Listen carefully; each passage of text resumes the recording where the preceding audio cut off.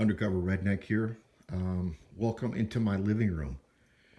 My dogs are on the sofa here. We've got Mishka, Leo, and Benjamin. All right. Leo's about 1, Ben's about 8, Mishka's about 3. So we're just chilling. We got back from a walk and we're just hanging out.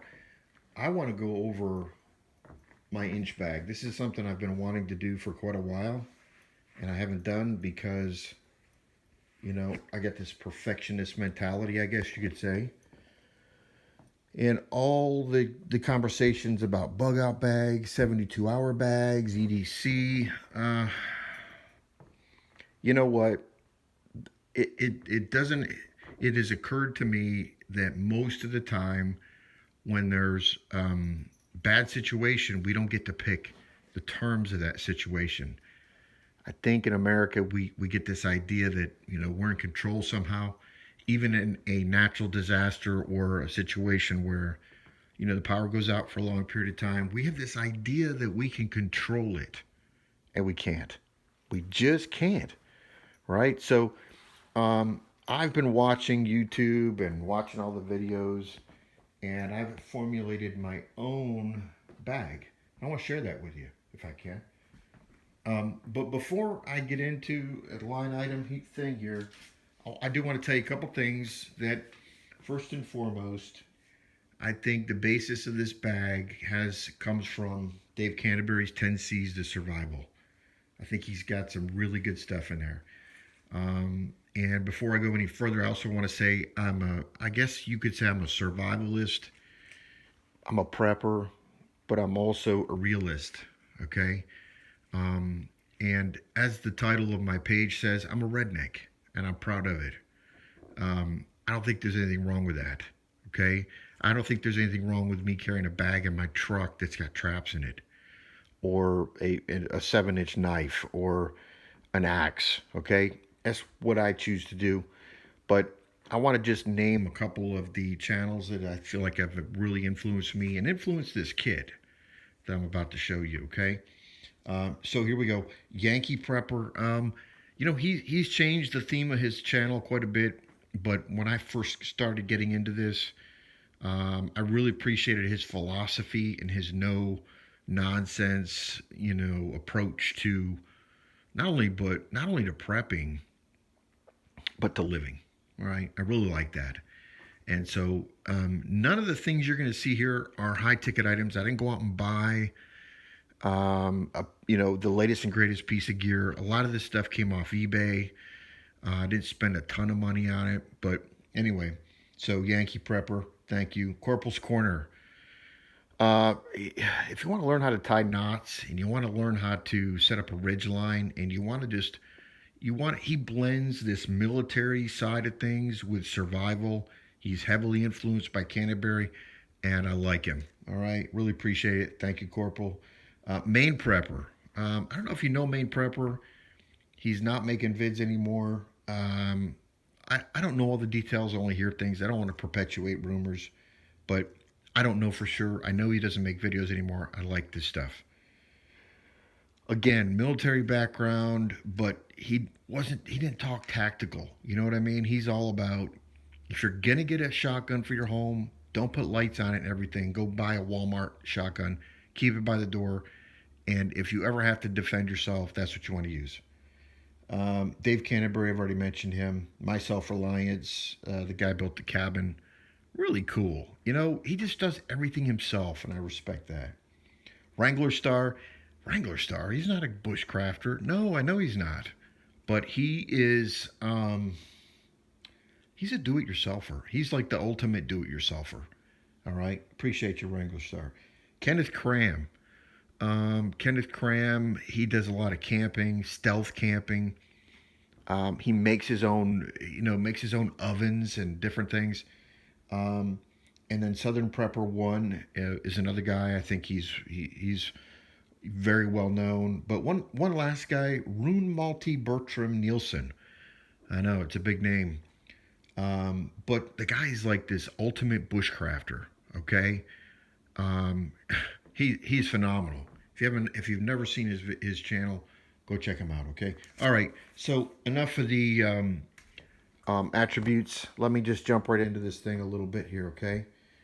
I'm going to start back here, work my way across the table this way, and then I'm going to come down here, go through all this, my shoes there, and then I'm going to go through this kit. I'm building this tool kit that I'm in the process of building right now. I'm going to talk to you about my modular EDC. This actually attaches to the outside of my primary bag. And I'm going to talk about that. And then lastly, I'm going to talk about my Ruger 1022. Okay? So let's start up here. Is that a wash bin? Like to do dishes? Yeah, it is. It is.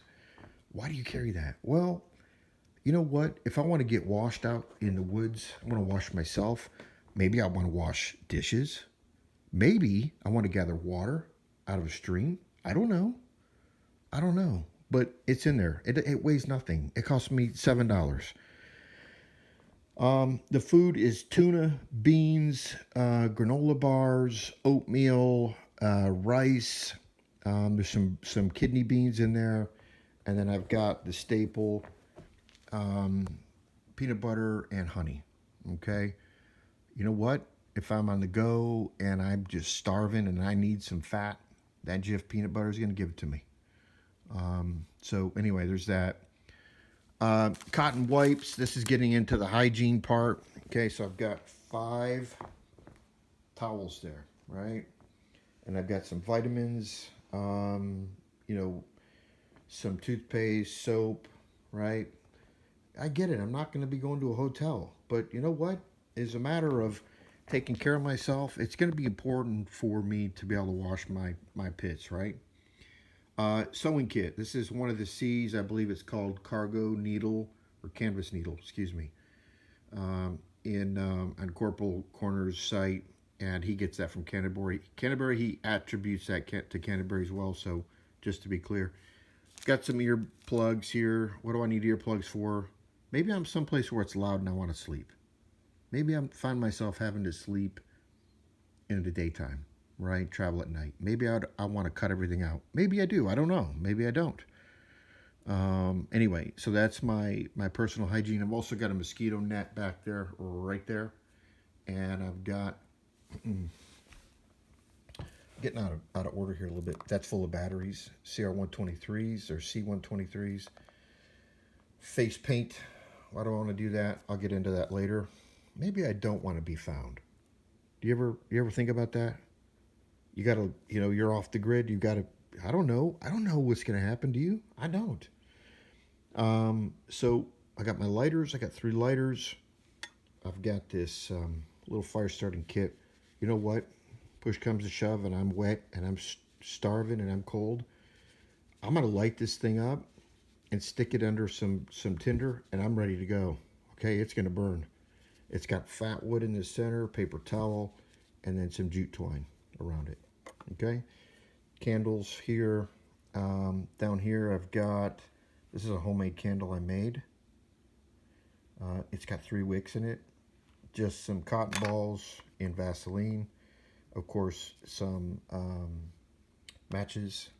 And then I've got a few ferro rods right here. Okay, so I've got 2 ferro rods in there. Moving to the back here, the cook kit. I just want to talk about this for a minute. This thing, I love this thing. I know it's big. It's the Titan version. It's not the little version. How do I know I'm not going to have 2 people with me? Or my wife's going to be with me, or one other person. By the way, I have bags for all of my family members as well. Nothing as extensive as this, but they have bags. All right, so leather gloves, solo pot, solo stove, and then I've got an alcohol. I've got 30 ounces of denatured alcohol. I've got a little alcohol stove, solo alcohol stove. This, I think I picked this up from the idea of this. I think that was Corporal's Corner. The idea of being able to hang a pot over a fire, right? Another little candle back here. What is that for? Well, that's more or less for bringing in my tent if I have to stay warm. That will give me some heat. right?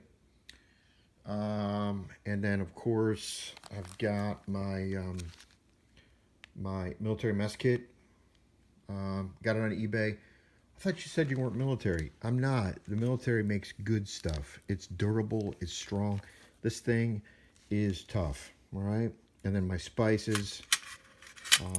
I've got some can openers here. Those are military. And I've got some eating utensils in there. And then moving right along. So back here, that is a coffee press. I know. Where's the coffee? I don't have any coffee. But I love coffee. Maybe I come across some coffee. Maybe I find a place to stick some in my bag. I don't know. But, you know, Pastor Joe, he talks about there's always stuff in a kit that you get rid of when you're on the trail. That's probably something I would get rid of. That's a little water filter. That is a Sawyer Mini right there in that bag. This is some bug spray right here. What do you need bug spray for? I don't know. You know, I don't know. David, you're going to need more than one of those bottles. I know. I've already got you covered there. I got 2 Nalgene's over here. And then there's some hardware in here, just some miscellaneous nuts and bolts, and there's some nails. I don't know who said bring nails, but somebody said throw a couple nails. You never know, you might need to. Oh, you know who that was? Canadian Prepper. Yeah, that was a Canadian Prepper thing. Nobody told me this, but that is some webbing, right? And then here are the clips.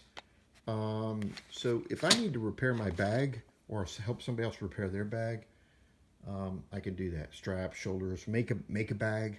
Okay. Cargo tape, pretty self-explanatory. Gorilla. I know I probably should have bought the 1-inch roll, but I thought my bag's big. You know, who knows? And then that's just another bag repair kit. Some tie straps over here. Let me get up and move around. Let me move over here to this side of the bag. So over here, my medical bag. That is a full medic kit. It's got pretty much everything in it. The only thing it's got a tourniquet, Israeli bandage, all the boo-boo kit, scissors. It's pretty loaded. Yeah. And then, of course, my headlamp is here, right? Silcock key. I've got 4 conibear traps there. 4 of them. A la Dave Canterbury. Never caught a fish with a conibear, but I want to try. I think it'd be cool to catch a fish with a conibear. I know some people have. I never have. But I think it'd be cool. Also, you know, they call this a spear. You know, some people call them gigs, right? But yeah, I know they're illegal in some places to fish with. But guess what, guys? If, you know, things go bad, I'm not worried about breaking fish and game regulations, right? If I'm trying to survive, I'm going to kill a fish or maybe a snake, right? With this thing. And then, of course, my BK7, K-bar, BK7. David, what are you going to do with that? Well, it's high carbon steel. It's got a big blade. I can baton. I can do just about anything with it. And I don't know if you can see the spine of it. I had a guy put a 90-degree spine in the back of that thing. And this thing is, it's probably the sharpest knife I own. And it is awesome. I love this thing. If you've never felt one in your hand, it is substantial, okay? Makes you feel powerful, which I'm old enough to know I'm not. All right, so cordage. I've always been a paracord guy. I thought, why do I need Bankline when I can get a 550 paracord? Actually, that might be a 700 paracord. But anyway, Corporal's Corner, you know, he's the guy that talks about Bankline. He loves Bankline. So I put a spool in my bag. And I've also got some heavy duty leather and canvas thread that I carry with me. If I need to repair something that gets ripped, torn, broken, whatever, I can do it. I guess I could, since it's waxed, I don't know if I could sew a person up with that or what, but Anyway, okay. Clothes. These are all synthetic. I've got underwear, wool socks. Uh, Generally, summer to fall clothing, spring to fall clothing, and then I've got some winter clothing also in other bags. Just a couple bungee cords. I've got some wax. This is beeswax. What are you carrying beeswax for, David? Well, if I want to protect my tools, I love my knife, my draw knife. Yeah, that's a draw knife. My axe. I can use wax to do that. I can also waterproof stuff with the wax. So that's why that's in there. A little fishing kit, just some hooks and some sinkers. A little bit of fishing line in there to go along with my Bankline. Folding shovel, e-tool, right? Everything tool. Uh, so I love that thing. Actually, I've got another shovel I wanted to put in my kit, but it's bigger. It's a Vietnam era shovel. I absolutely love this thing. It is so stout. It's got a longer handle, harder to carry, uh, but I love it. I'm going to stay with this for now, but I may add that later on. Okay. Uh, all right, more cutting tools. So I've got an axe. Look, I love some of the high end axes. Right, the Holtzbrook, the Gransford Brooks. I love their stuff, but it's expensive. That's just a 19-inch S-wing. There's a lot of things I don't like about it, but it cuts. I keep it sharp, it works. All right. What I did spend a little bit of money on is this saw. I know Corporal's Corner loves the folding saws. I don't see it. I don't see it. I mean, to me, one of those little pocket folders, I feel like I can do more with my axe than I can with one of those things. So if I want a saw, I want a saw. And this is called an Agua Canyon. I didn't take it out of the the sheath just because for time sake. But it's a real folding saw. It's got two different blades, one for dry wood, one for wet wood. I love it. The thing is a beast. Okay. So anyway, enough of that. So moving down here, let's go over here to the left. We'll work our back to the right.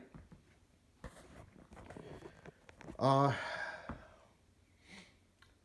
they sell these bushcraft grills online. They're like, I don't know what they are. They're 15, $20, I think, if I remember correctly. Don't quote me if I'm wrong. It's an honest mistake. My point is, I bought this thing off eBay. It's just a little wire. I think it cost me $7. It fits in the back of my bag. If you ever tried cooking on the little bushcraft grills, they're if you get anything that's substantial, it's hard to keep it on there. Okay, it's not simple to use. So I bought that. I put it in my kit. I don't know if it'll stay there, but for now it will. Okay. I got an old pair of Keens. I love these things. My family thinks they're ugly. I love them. I got some paracord shoelaces in them. The things are awesome. They've got great soles, nothing to look at, like I said. Great on rocks. I've worn them in the snow, the mud, everything. I absolutely love those things. I probably should clean them, but I love them. They're in my kit. I've got I'm not big on names, as you can tell, but this is a Snug Pack Ionosphere. It's a one-man, almost like a bivy tent. It's pretty small. And then I've got this Climate insulated sleeping pad. And in this, right here, in this guy, is all my cold weather clothes. Right? So I've got a folding jacket. I've got some Carhartt pants. Some heavy duty winter clothes in there. All right. My sleeping bag goes in here. That's my sleeping bag. And then my belt kit. I'm not going to empty it out. I'll tell you what's inside of it. Medical kit, flashlight. Right there's a flashlight. See it? I'm not going to take it out. Another Nalgene here, Nalgene there, and they both have the cups. That cup on that side nests into each Nalgene. This one's a little smaller cup. A la Corporal's Corner, we've got the tent stakes, right? Watch his videos. He's got some stuff about why you don't want to make your stakes, right? If it's raining out, what are you going to do? Inside that bag is a tarp, a rain poncho. I got the Helicon Tex rain poncho.